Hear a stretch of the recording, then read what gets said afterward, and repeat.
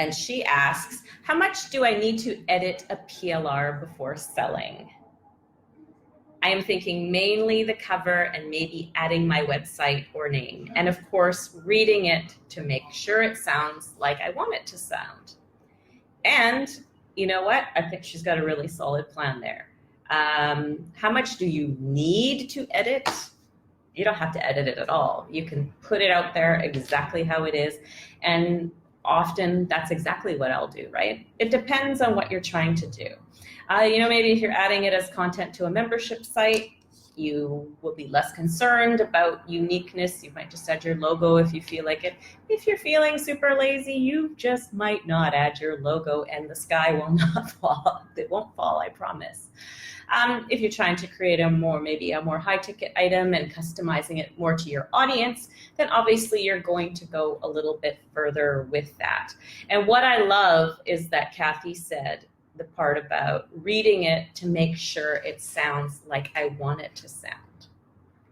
And that doesn't mean you have to do a lot of editing, and I wouldn't get picky, super picky about, if you are really picky, then you might get into editing a ton.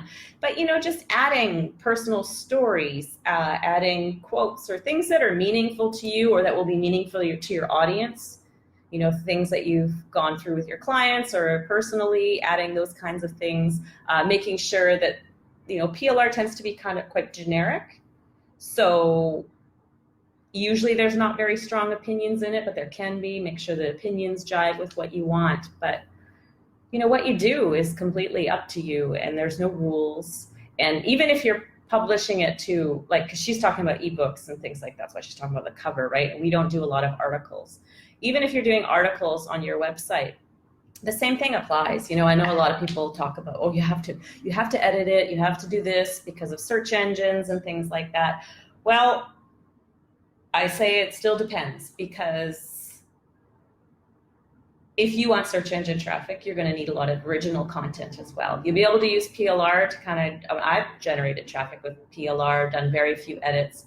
The only things for search engine traffic I've done is change the title to match a keyword phrase that I choose and do some minor edits to the article as well and leave it at that, because you're not rewriting the whole thing. It's just, you may as well just write a fresh article or hire someone to do that.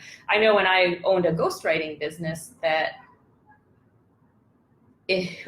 we had people who were asking us to rewrite articles, and when Annette would look at the costs involved with that and the time that the writers put in, she found that it was just as expensive. They may as well just have have the article written fresh instead of trying to rewrite someone else's words. And when you try to rewrite someone else's words, it's rarely as good, right? It's a less quality product, because you're trying to